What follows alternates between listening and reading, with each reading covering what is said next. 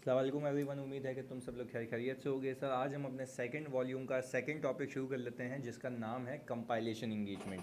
अच्छा भाई, जब मैं ये कहता हूँ कि international standards on related services है तो मतलब ये अभी भी मैं ऑडिट की बात नहीं कर रहा, ये अपार्ट फ्रॉम ऑडिट की बात कर रहा हूँ। पर सर जब मैं आपको ये बताऊँ कि सर मैंने जब लास्ट क्लास में आपको ISRS 4400 करवाया था, ये बात कर रहा था सर आपसे एग्रीड अपॉन प्रोसीजर्स की, चाहे वो फाइनेंशियल इन्फॉर्मेशन हो या नॉन फाइनेंशियल इन्फॉर्मेशन हो, जिसकी मैंने आपको एग्जांपल्स भी दी थी। अच्छा, अब हम बात कर रहे हैं सर ISRS 4410 की। ये बात करता है सर कंपाइलेशन इंगेजमेंट्स की। अच्छा, अब आपको हल्का सा ओवरव्यू देता हूँ।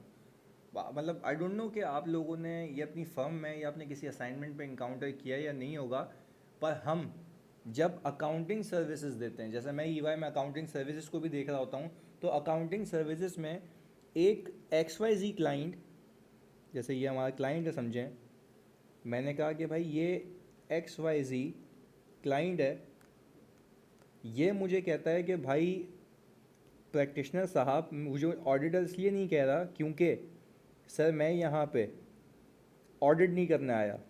यहाँ पे वो कहता है प्रैक्टिशनर का वर्ड यूज़ करें आप, तो इंगेजमेंट पार्टनर भी प्रैक्टिशनर कहलाएगा क्योंकि वो प्रैक्टिस कर रहा है अकाउंटिंग सर्विसेज है, ना कि ऑडिट सर्विसेज, क्योंकि रिलेटेड सर्विसेज है।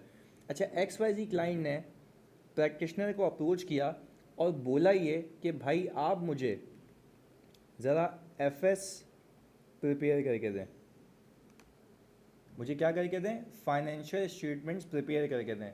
मैंने कहा अच्छा, मतलब आप ये कहना चाह रहे हैं कि हम फाइनेंशियल्स आपके लिए बनाएं तो फिर हम उसको ऑडिट पे करें। उसने बोला नहीं भाई, वो तो आपने कोड ऑफ एथिक्स में सीखा हुआ है कि आप अगर फाइनेंशियल स्टेटमेंट्स बनाने की सर्विस देते हैं और तो फिर आप उसको ऑडिट नहीं करते, क्योंकि सर सेल्फ रिव्यू थ्रेड बहुत सिग्निफिकेंट हो जाता है। सेल्फ रिव्यू थ्रेड क्या हो जाता है बच्चों, बहुत ही ज़्यादा सिग्निफिकेंट हो जाता है। तो उसने बोला कि भाई आपको हमसे चाहिए क्या भाई। XYZ क्लाइंट ये कह रहा है कि भाई हम आपको डेटा प्रोवाइड करेंगे, सारी इन्फॉर्मेशन प्रोवाइड करेंगे, हम आपको ये बताएंगे कि एप्लीकेबल फाइनेंशियल रिपोर्टिंग फ्रेमवर्क कौन सा है, हम आपको ये बताएंगे कि भाई उस एप्लीकेबल फाइनेंशियल रिपोर्टिंग फ्रेमवर्क में हम कौन कौन सी पॉलिसीज़ को ऑप्ट कर रहे हैं, क्योंकि जाहिर सी बात है fair value through OCI, fair value through PNL, ये चॉइस होती है। ऐसा ही है। अच्छा भाई, कॉस्ट मॉडल पे रखना है, रीवैल्यूएशन मॉडल पे रखना है, ये चॉइस होती है। फीफो मेथड पे रखना है, वेटेड एवरेज पे रखना है, ये पॉलिसी होती है। तो अगर इन्वेस्टमेंट प्रॉपर्टी है सर, इन्वेस्टमेंट प्रॉपर्टी की है तो सबको कॉस्ट पे रखना है, तो सबको फेयर वैल्यू पे रखना है, ये भी चॉइस होती है। तो ये क्लाइंट मुझे कह रहा है कि भाई मैं आपको data information applicable financial reporting framework और पॉलिसीज़ बताऊंगा, आप मुझे उस पर फाइनेंशियल्स बना के दें, क्योंकि प्रैक्टिशनर साहब आप हैं अकाउंटिंग एक्सपर्ट, आप है अकाउंटिंग एक्सपर्ट, ये नहीं। अच्छा, फिर प्रैक्टिशनर भाई उसको ये कहते हैं, आप ये कहना चाह रहे हैं कि इन्फॉर्मेशन देने की जिम्मेदारी आपकी, सारा डेटा प्रोवाइड आप करेंगे, एप्लीकेबल फाइनेंशियल रिपोर्टिंग फ्रेमवर्क के ज़िम्मेदार आप हैं, तो हम सिर्फ उसको कंपाइल करके देंगे। उसने बोला यस, क्योंकि आपका हाथ साफ है, हम एंट्री वेंट्री आपसे नहीं करवा रहे, हम सिर्फ ये कह रहे हैं कि जो इन्फॉर्मेशन जो डेटा मैं आपको दे रहा हूँ आप मुझे उसको यूज़ करके फाइनेंशियल स्टेटमेंट्स बना के दे दें, दैट्स इट। पर अल्टीमेटली रिस्पॉन्सिबल मैनेजमेंट है, मतलब अल्टीमेटली जो रिस्पॉन्सिबिलिटी है वो मैनेजमेंट की है, मैनेजमेंट ही रिस्पॉन्सिबल है, रिस्पॉन्सिबल प्रैक्टिशनर नहीं है। और ये बात डे 1 पे एग्रीमेंट में, एंगेजमेंट लेटर में भी लिखवा दी जाती है कि हम कोई ओपिनियन नहीं दे रहे, आप जो डेटा दे रहे हैं मैं उस पर ऊपर फाइनेंशियल्स बना के दे रहा हूँ क्योंकि मैं एक अकाउंटिंग एक्सपर्ट हूँ। और हाँ, कहीं जगहों पे कहीं जगहों पे मैं आपको कोई मशवरा दूंगा, सजेशन दूंगा, कहीं जगहों पे मैं क्या करूँगा, मशवरा दूंगा, सजेशन दूंगा, मैं आपकी हेल्प करूँगा, दैट्स इट। ये मेरी राय होगी, एक्सेप्ट करना या ना करना वो आपका काम है, मेरी तरफ से कोई कंक्लूजन नहीं होगा, मैं आपको सिर्फ असिस्ट करूँगा, हेल्प करूँगा। तो इसको हम कहते हैं कि अगर ऐसी इंगेजमेंट तय पाई गई है तो उसको हम कहते हैं कंपाइलेशन इंगेजमेंट, यानी international standards on related services. बात क्लियर है। अच्छा, फिर जब मैं इस ISRS के अंदर जब एंटर होता हूँ तो ये ISRS मुझे ये बताता है कि भाई ये ISRS आप अप्लाई ही तब करना when practitioners engage to perform compilation engagement, जिसकी सोल रिस्पॉन्सिबिलिटी किसकी है, मैनेजमेंट की है। हम सिर्फ उसके डेटा को यूज़ करके उसके फाइनेंशियल रिपोर्टिंग फ्रेमवर्क के ऊपर हम उसको फाइनेंशियल्स बना के दे देंगे, हम उसको क्या करके दे देंगे, फाइनेंशियल बना के दे देंगे। और फिर यहाँ पे मेरी ये जिम्मेदारी भी नहीं है कि वो जो डेटा दे रहा है उसकी एक्यूरेसी, उसकी कंप्लीटनेस, ये मेरा काम नहीं है, ये मैं चेक नहीं करूँगा। बट हाँ, फिर आप पे एक जिम्मेदारी आती है, आप पे एक जिम्मेदारी आती है कि सर जब आप वो जो डेटा प्रोवाइड कर रहा है उसकी एक्यूरेसी को चेक नहीं कर रहे तो, और आप उसी को यूज़ करके एफ बना के दे रहे हैं, तो आपको नहीं लगता कि you are associating yourself with information that can be false और मिसलीडिंग। और आपको आपको प्रिंसिपल ऑफ इंटेग्रिटी तो यही कहता है ना कि आपने इंटेग्रिटी से काम करना है, आपने अपने आप को कैसी ऐसी इन्फॉर्मेशन के साथ एसोसिएट नहीं करना जो कि फॉल्स और मिसलीडिंग हो, जो कि फॉल्स और मिसलीडिंग हो। तो उसको केटर करने के लिए यहाँ पे पहले ये कहा गया कि एंगेजमेंट लेटर में आप लिखवाएंगे कि आप जिम्मेदार हैं। दूसरी चीज़, जब आप वो कंपाइलेशन एंगेजमेंट कंप्लीट करेंगे तो आप पे जिम्मेदारी है कि आप उसको रीड करें, और रीड करें और ये देखें कि कहीं कोई ऐसा आपको लगता तो नहीं है कि कोई इन्फॉर्मेशन आपस में ही कॉन्ट्राडिक्ट कर रही हो। ऐसा तो नहीं है कि आपके जो सब्सिडरी लेजर उसने दिए हैं और वो आपको जो फाइनेंशियल में फिगर डालने को बोलना है वो आपस में रिकनसाइल नहीं है। तो ये सारी चीज़ें, ये सारी वर्किंग आपने काम के दौरान अपने अवेयर रहना होता है कि भाई कहीं कोई ऐसा तो नहीं है कि फॉल्स और मिसलीडिंग इन्फॉर्मेशन आपकी तरफ से चली जाए। क्योंकि जब ये मार्केट में एफएस जाएंगे, बात समझिएगा, अभी ऊपर में बताता हूँ उसका ऑब्जेक्टिव। जब ये मार्केट में एफएस जाएंगे तो ऐसा तो नहीं है कि कल को ये बताया जाए कि इस प्रैक्टिशनर ने ये अकाउंट बनाया है, तो ऐसा तो नहीं है आपका नाम एसोसिएट हो जाएगा। तो उसके लिए आपने बहुत ज़्यादा अवेयर रह के काम करना है।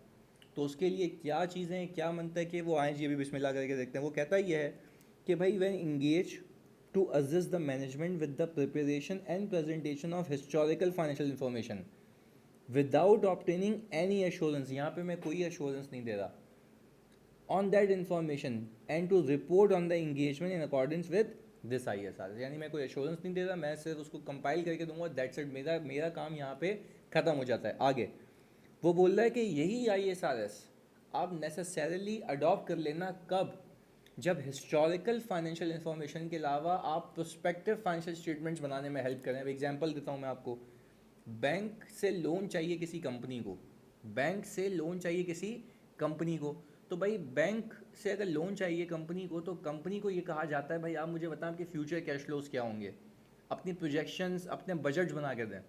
तो फिर वो बाज़ औक़ात ये भी कहा जाता है कि भाई परफॉर्मा यानी फ्यूचर फाइनेंशियल स्टेटमेंट्स बना के देंगे, फ्यूचर में प्रोजेक्टेड बैलेंस शीट कैसी होगी, पीएनएल कैसी होगी, सारी चीज़ें।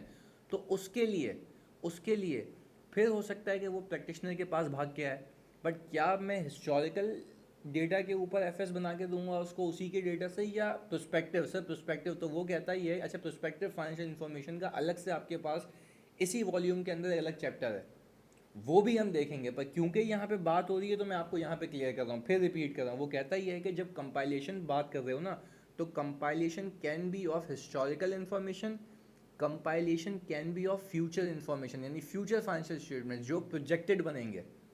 पर वो सारी प्रोजेक्शंस की रिलायबिलिटी वगैरह वो कैसे चेक करनी है वो हम सीखेंगे जो प्रोस्पेक्टिव फाइनेंशियल इन्फॉर्मेशन के अपने ISRS में रिलेटेड में।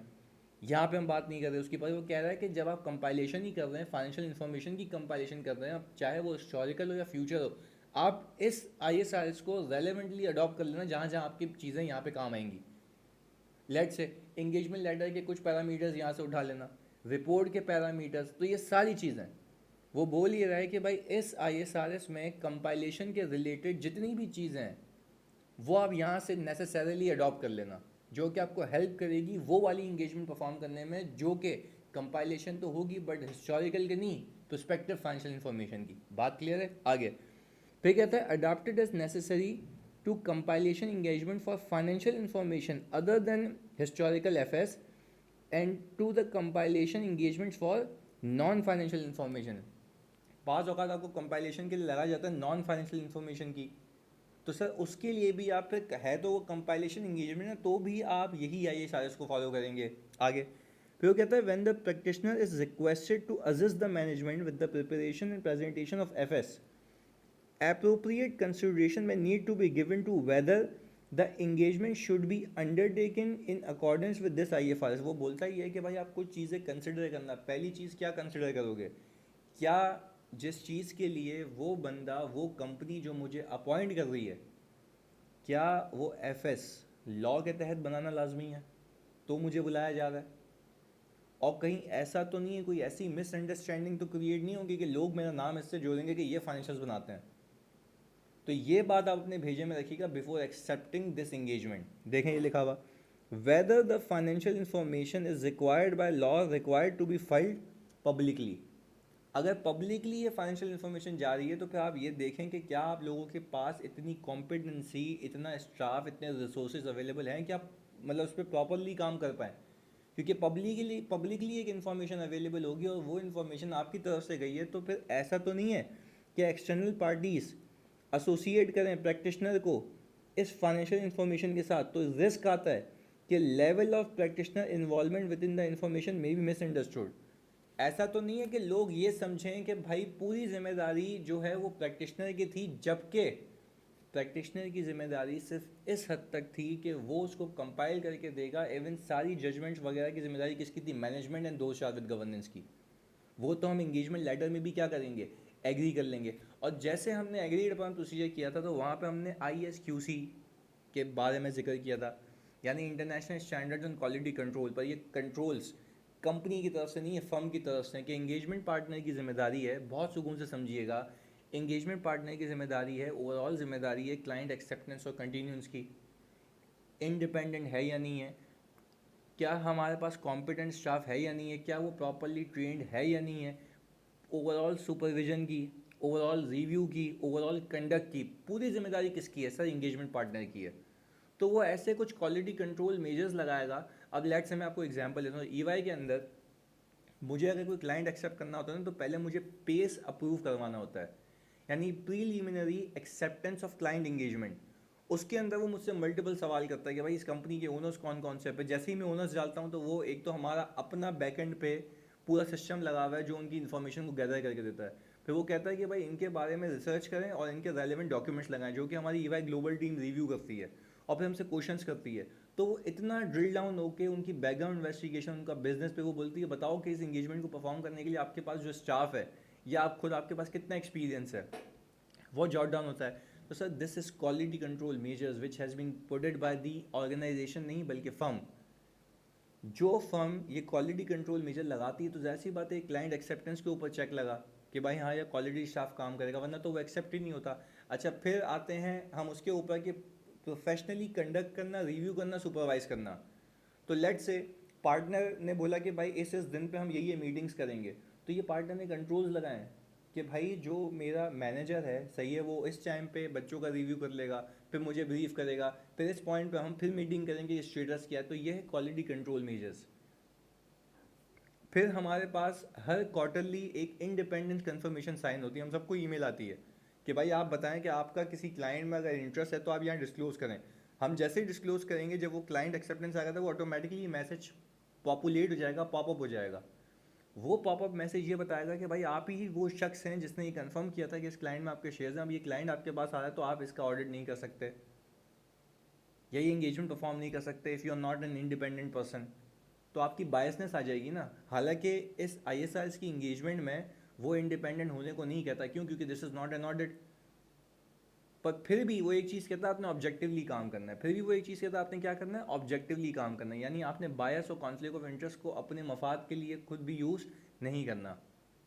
बात क्लियर है? आगे अब ये रीड कर लेते हैं। वो बोल रहा है कि भाई the firm and it's personal comply with the professional standard and applicable legal and regulatory requirement, जैसे यहाँ पे कंपनीज एक्ट है।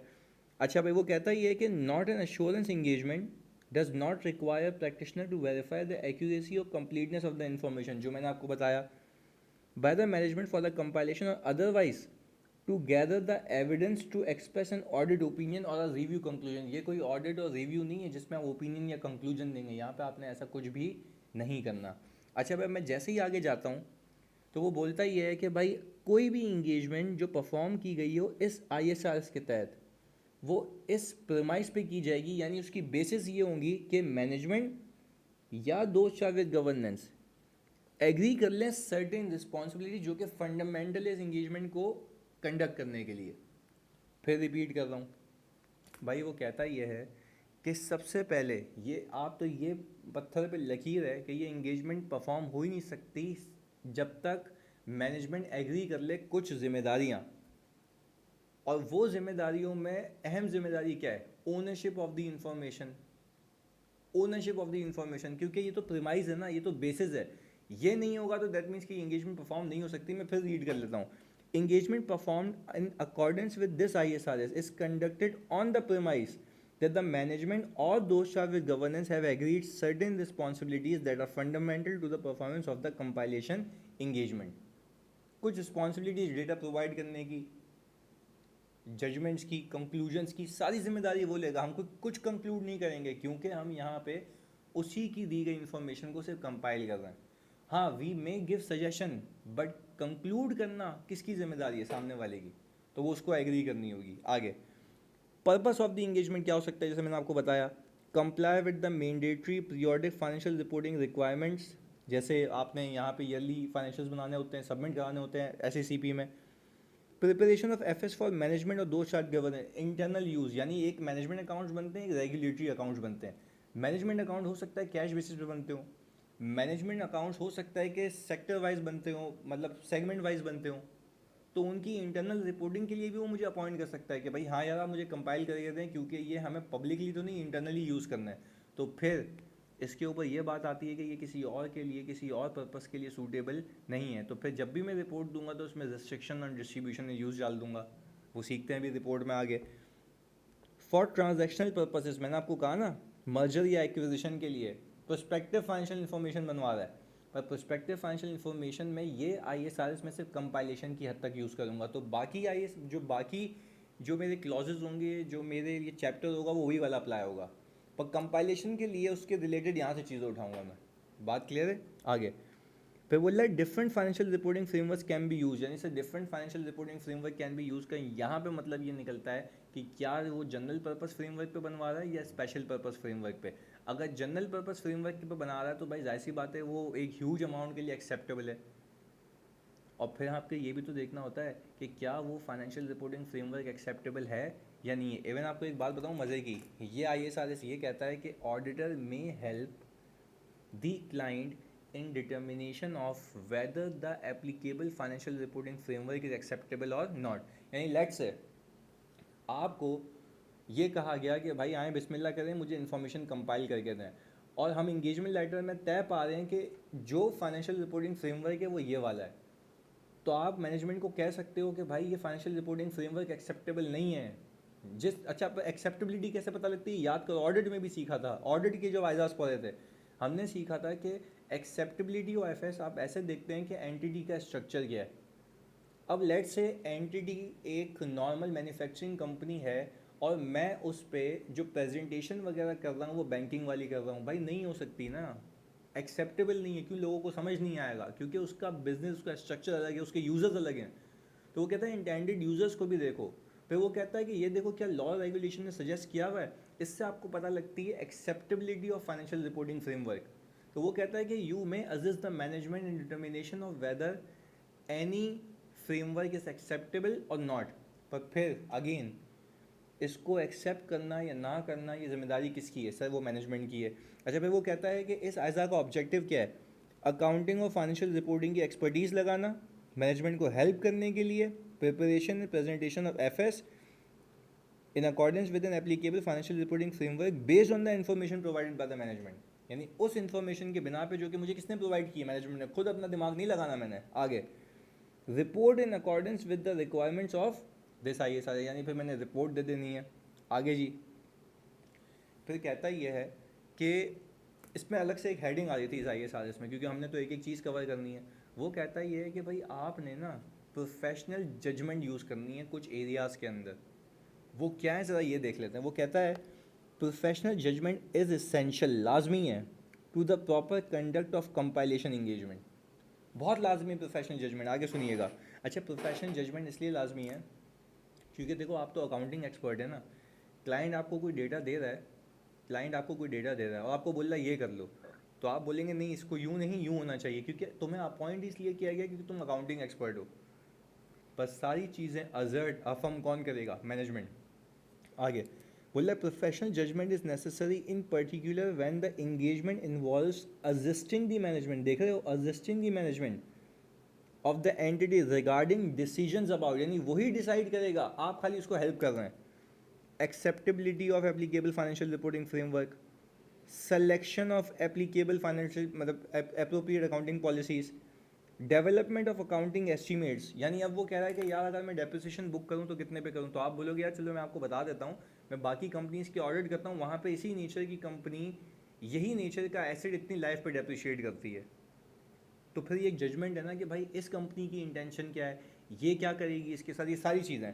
अच्छा, preparation and presentation of financial information यानी फाइनेंशियल स्टेटमेंट्स, इसमें क्या जजमेंट आ सकती है? भाई जजमेंट्स आ सकती हैं, क्यों नहीं आ सकती हैं भाई? Disclosure requirements.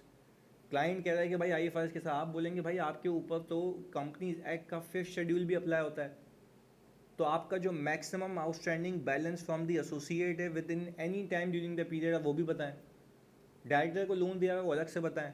अगर कोई फॉरेन एसोसिएट है उसका एड्रेस बताएं. तो फिर प्रेजेंटेशन में भी आप उसकी हेल्प कर रहे हैं ना, असिस्ट कर रहे हैं, उसको हेल्प कर रहे हैं, पर डिसाइड करना ना करना, एक्सेप्ट ना करना उसकी जिम्मेदारी है. बात क्लियर है? आगे फिर वही इंगेजमेंट क्वालिटी कंट्रोल की मैंने आपसे बात की. ओवरऑल क्वालिटी के लिए पार्टनर रिस्पॉन्सिबल है, क्लाइंट एक्सेप्टेंस के लिए, कॉम्पिटेंस के लिए, बीइंग अलर्ट फॉर इंडिकेशंस कि कहीं कोई मेरा जो कोड ऑफ कंडक्ट है यानी कोड ऑफ एथिक्स है वो ब्रीच तो नहीं होगा किसी बंदे की वजह से, डायरेक्शन सुपरविजन परफॉर्मेंस के लिए, और taking responsibilities for the appropriate engagement documentation.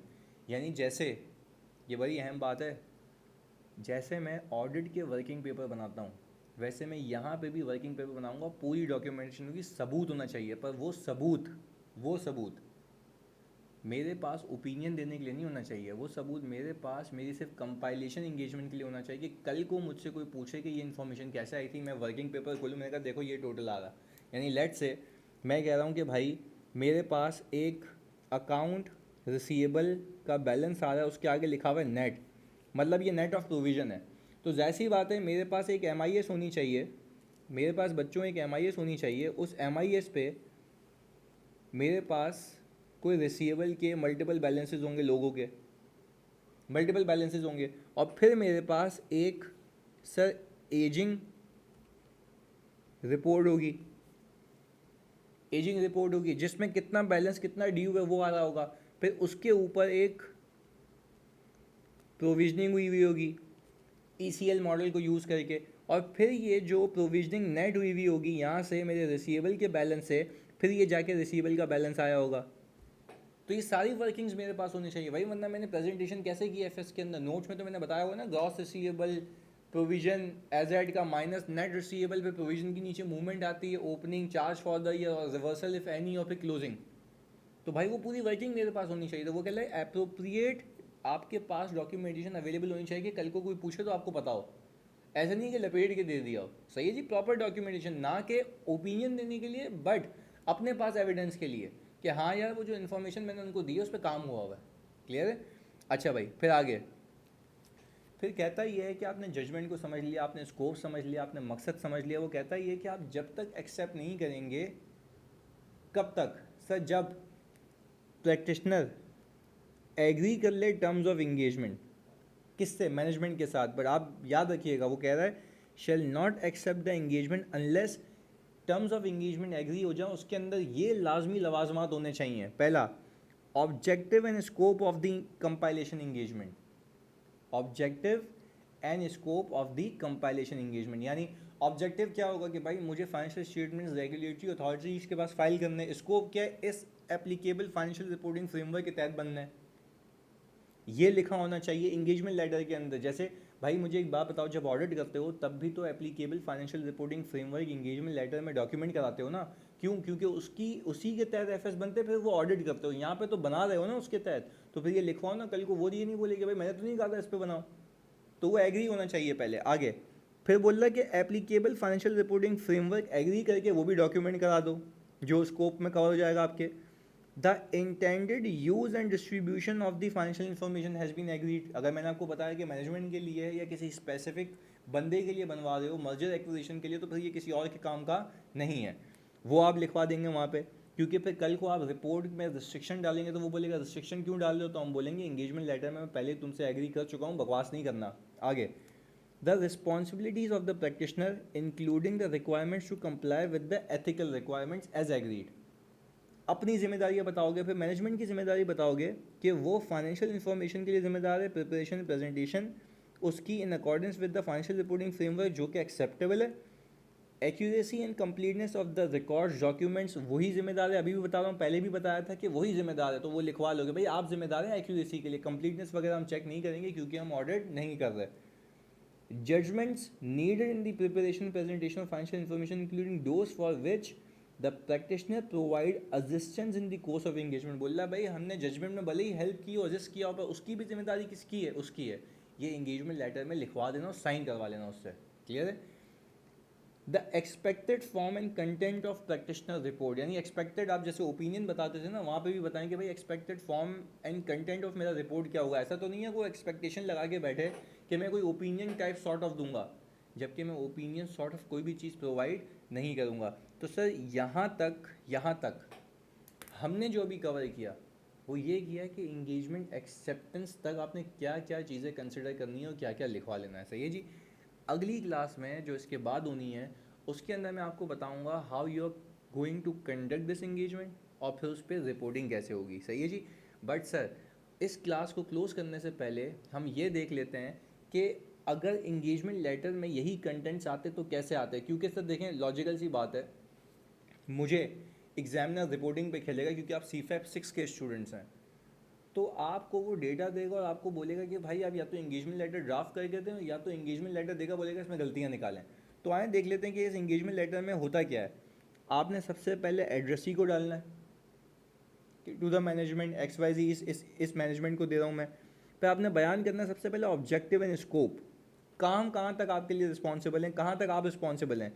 आप बोलेंगे you have requested that we provide the following services, आपने हमें रिक्वेस्ट की थी कि हम ये सर्विस दें, क्या, on the basis of information that you will provide, याद है ऊपर मैंने कहा था कि you will provide, we will assist you in the preparation and presentation of the following financial statements for ABC company. Following का मतलब बैलेंस शीट वगैरह ये सब बता देगा कि यही आता है इसके अंदर, सही है जी। These financial statements will not include explanatory notes other than a note describing the basis for accounting as set out in this engagement letter। अच्छा ये आपने स्कोप डिफाइन कर दिया कि इससे ज़्यादा मैं काम नहीं करूँगा, मैं कोई अकाउंटिंग पॉलिसीज़ के डिस्क्लोजर वगैरह नहीं बनाऊँगा, तो ये स्कोप आ गया कि आपने अपने आप को रिस्ट्रिक्ट कर दिया यहाँ तक। आगे purpose for which the financial statement will be use is to provide a full, यानी पर्पस आ गया ना, पर्पस एंड स्कोप। पर्पस क्या है, which the financial statement will be used is to provide a full year financial information showing the entity's financial position, financial reporting date, and the financial performance for the year that ended. The financial statement will be solely for your use and will not be distributed to other parties। यानी restriction और distribution भी आ गया, ऊपर contents में देखा था अभी। हमारी रिस्पॉन्सिबिलिटी में देखो मैंने मेन पैरा हाईलाइट किया हुआ है, we are not required to verify the accuracy and completeness of the information you provide to us for the compilation engagement, otherwise gather evidence to express audit opinion. हम कोई opinion नहीं दे रहे, हम कोई review conclusion नहीं दे रहे। आगे फिर वो ये कहता है कि भाई हम ये इंगेजमेंट जब परफॉर्म करेंगे ना, तो हम टेक्निकली ये इन्फॉर्मेशन जो परफॉर्म करेंगे, ऐसा तो नहीं आप समझें कि ऑडिट के तहत कर रहे हैं, हम बोलेंगे ISRS के तहत करेंगे, 4410 के तहत करेंगे। बात क्लियर है। We will perform the compilation engagement in accordance with the ISRS 4410, जो कि कंपाइलेशन इंगेजमेंट है, जो कि रिक्वायर करती है लेकिन this engagement we comply with the relevant ethical requirements including principles of integrity, objectivity, ये सारी चीज़ें। अच्छा फिर वो कहता है कि भाई आपकी रिस्पॉन्सिबिलिटी क्या है, जो ऊपर मैंने 3 लिखी थी वो ये रही, 1 2 3, फाइनेंशियल इन्फॉर्मेशन प्रोवाइड कराने की, ओनरशिप ऑफ इन्फॉर्मेशन की, एक्यूरेसी एंड कंप्लीटनेस की, और इवन जो मैंने आपको असिस्टेंस दी है, सजेशंस दी हैं उसकी भी। और फिर sir expected form and content of report और कंपाइलेशन रिपोर्ट, सही है जी। फिर आप बोलते हैं प्लीज़ साइन करके हमें रिटर्न कर दें डैश कॉपी, सही है, और अदर रेलिवेंट इन्फॉर्मेशन हो कुछ आप डालना चाहें फीस वगैरह की वो डाल सकते हैं, सही है जी। और फिर आपने ये कह देना कि भाई XYZ कंपनी आपका नाम, एक्नॉलेज एंड एग्रीड, ताकि हम पता, आपने इंगेजमेंट लेटर तो देखा ही होगा ना, इंगेजमेंट लेटर के अंदर हम अपना साइन लगते हैं पार्टनर, और हम जैसे हमारा EY फोर्ट रोड्स वो साइन करता है, असलान खालिद नीचे लिखा हुआ था जो मेरा पार्टनर है, और सर जो क्लाइंट का बंदा होता है, जो ऑथराइज पर्सनल होता है, जो साइन करेगा उसका नाम डाल के डैश डाल देते हैं सिग्नेचर के लिए। तो यहाँ पे यही लिखा हुआ है कि भाई XYZ कंपनी, सही है, फिर साइन, और फिर वो साइन की जगह खाली होती है, फिर हम कहते हैं कि प्लीज़ साइन करके इसको रिटर्न करें, क्योंकि हम साइन करके बेचते हैं, वो रिटर्न करके आता है तो इंगेजमेंट एग्रीमेंट टैप आ जाता है। क्लियर है जी। अगली क्लास में इसकी कंडक्ट को सीखेंगे और फिर सीखेंगे इसके ऊपर रिपोर्ट देंगे तो वो रिपोर्ट दिखती कैसी है। जज़ाकल्लाह।